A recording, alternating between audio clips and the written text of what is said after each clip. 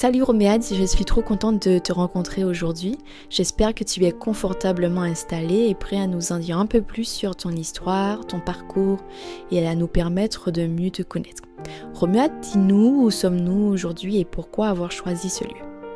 Alors tout d'abord, bonjour, merci, c'est un plaisir d'être là afin de partager mon expérience. Ici, nous sommes à Sierre Coiffure. C'est mon salon de coiffure, un salon que j'ai monté il y a maintenant 3 ans. Et donc voilà, bienvenue dans mon univers. C'est là que je passe pratiquement, on va dire 80 à 90% de mon temps. Donc voilà, bienvenue chez moi. Merci beaucoup pour cet accueil souriant et chaleureux. Alors pour ceux qui ne te connaissent pas, qui est Romuald et qu'est-ce qui a marqué ta vie ces 3 dernières années? Alors Romuald, c'est on va dire un perfectionniste. J'aime que les choses soient bien faites. J'aime aussi beaucoup tout ce qui est activités sportives, etc.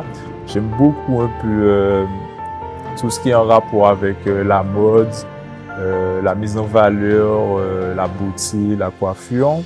Donc la coiffure pour moi, ça a été comment dirais-je, c'est venu à moi automatiquement, j'ai pas forcé, on va dire que j'ai essayé une coupe de cheveux à l'époque sur mon petit frère et bon, je m'en suis pas trop mal sorti et bon, mon aventure a commencé là. J'ai pas été coiffeur directement parce que j'ai été découragé à l'époque où je cherchais une entreprise pour faire mon alternance. On m'a expliqué que maintenant la coiffure, c'est un métier d'esclave, etc., etc. Donc du coup, je suis allé en électrotechnique. J'ai passé mes diplômes en électrotechnique. Et finalement, la coiffure est revenue à moi et du coup, je suis retourné dans ce que j'ai aimé, j'ai connu ce qui m'a plu, donc la coiffure. Est-ce qu'il y a eu des moments de doute, de galère ou même des gens qui ont essayé de te décourager? Oui, oui, effectivement, j'ai rencontré des personnes qui m'ont découragé, notamment c'est une chef d'entreprise à l'époque qui avait son salon et qui m'expliquait que franchement la coiffure, si elle devait donner un conseil à son gamin, ce serait pas aller là-dedans parce que c'est quelque chose de relativement prenant. Donc vous savez, dans la vie, faut faire ce qu'on aime. Si c'est ce qu'on aime, faut y aller, et puis c'est tout. Et si une petite expérience que j'aurais aimé partager avec vous, ce serait, je suis adventiste. Il y a maintenant à peu près 4 ans.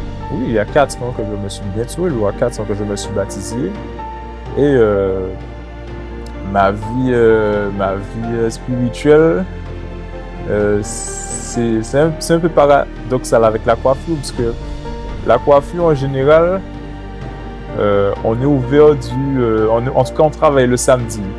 Et c'était assez particulier pour moi parce qu'en tant que chrétien adventiste, donc il y a le sabbat à faire le samedi. Et j'ai eu pas mal de difficultés à accepter le fait de ne pas travailler le samedi parce que le samedi c'est un jour dit fort en coiffure et j'avais peur un peu de perdre ce chiffre, de perdre cet afflux de clients que j'avais le samedi. Tu as dit que tu es aujourd'hui adventiste et on voit concrètement que ça implique pour toi justement le fait de fermer ton salon le samedi. Mais raconte-nous un peu, comment tu en es arrivé là? Quel a été ton cheminement vers cette foi? Alors, je vais commencer par le commencement. Donc, comment j'ai commencé à fréquenter l'église? Tout est parti de ma femme. Elle est d'éducation adventiste. Et du coup, de temps en temps, je cheminais avec elle, j'allais à l'église, j'aimais bien l'environnement, les messages que le pasteur disait. J'avais l'impression que ça me parlait directement.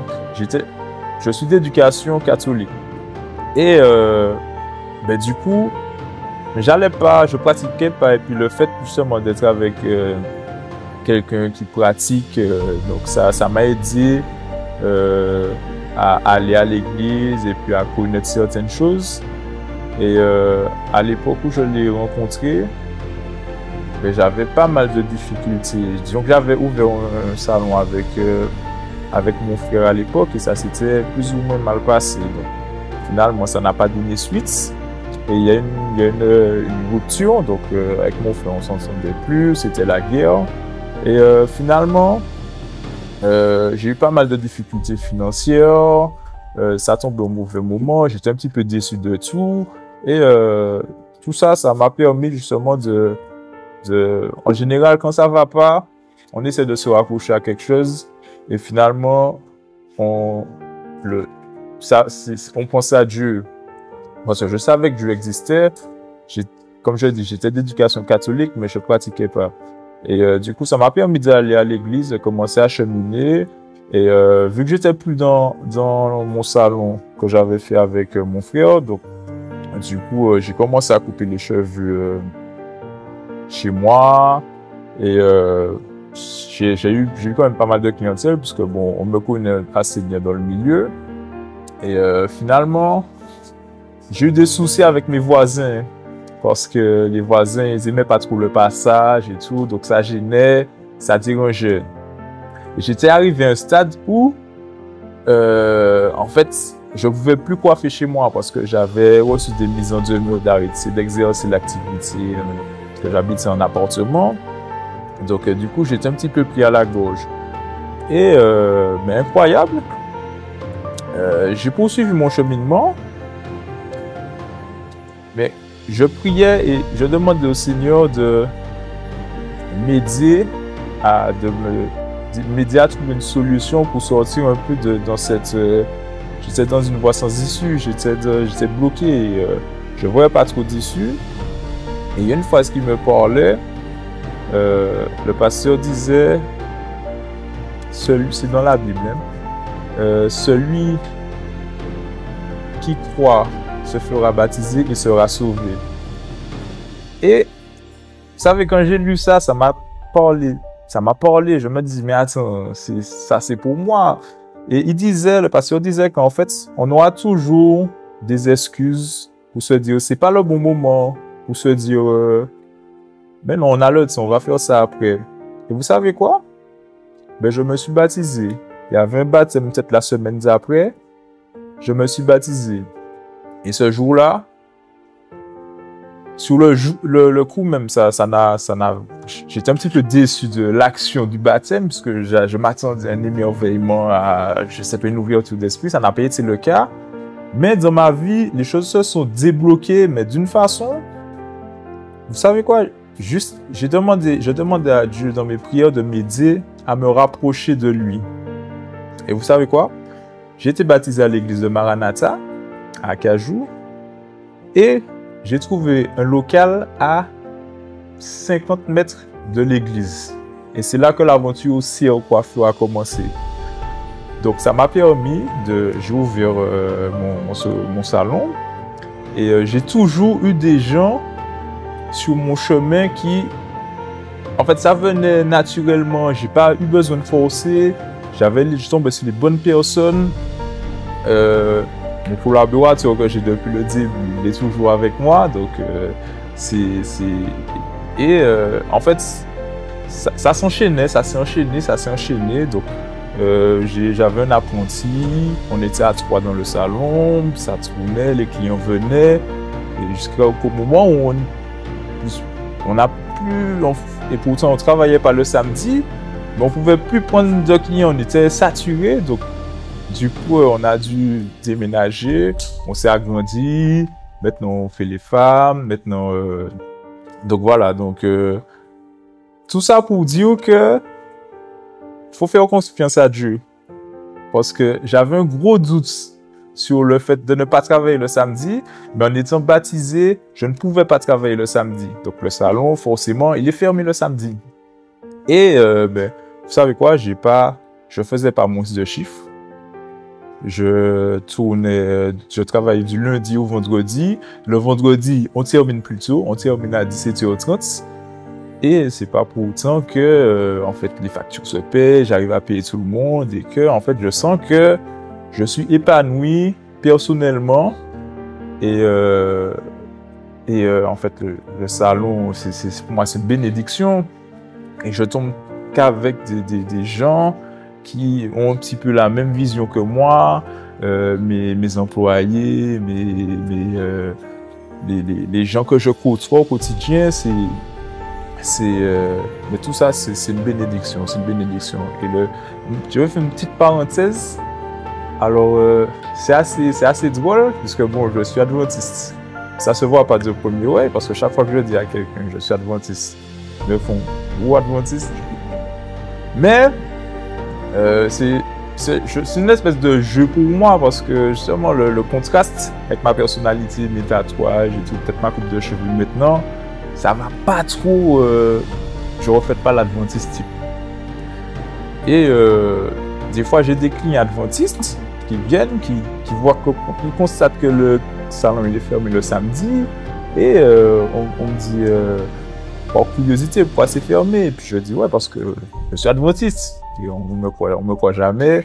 Tellement j'ai une cliente, fallait que c'est quand elle a vu ma femme et comme elle connaissait ma femme, donc elle a dit ah oui effectivement je suis adventiste. Mais c'est toujours ça m'amuse, j'en joue un peu et puis voilà. Et j'essaie de mettre une petite ambiance dans le salon. Je vais pas forcer les gens à non plus rentrer dans mon mood, dans la relation que j'ai avec Dieu, mais les matins, on met des petites louanges, on met des petites comme ça, et j'ai des retours, mais tu sais, des fois, moi, je suis surpris des gens qui me disent merci pour la louange. Mais c'est incroyable, quand je regarde le gars, je me dis ah, ben, comme quoi ça marche. Donc, c'est un moyen que j'ai trouvé pour, on va dire, pour planter la petite graine dans la tête des gens, et puis j'espère que cette graine va germer et qu'ils seront aussi bénis que moi je suis béni, parce que je suis vraiment béni. Et ben, si j'ai un petit mot à dire ou conclure, ce serait confiance. Ouais, confiance. Faut faire confiance à Dieu dans tout ce qu'on fait. Faut se laisser guider. Même si aujourd'hui on constate qu'on est dans une situation qui n'est pas favorable, c'est peut-être le plan de Dieu. Donc, faut lui faire confiance. Il faut essayer de vivre. En tout cas, moi, j'essaie de vivre en accord avec ce que la Bible nous dit. Et voilà. Donc voilà. Alors merci beaucoup Romuald, j'ai vraiment été captivée par ton histoire. Je suis convaincue que ton témoignage inspirera d'autres personnes à oser vivre leur foi pleinement et à faire confiance à Dieu parce qu'il agit vraiment. Aujourd'hui, c'est toi qui agis pour lui à travers toutes ces petites graines que tu sèmes. Alors je te souhaite beaucoup de courage pour la suite de ton parcours. À très bientôt.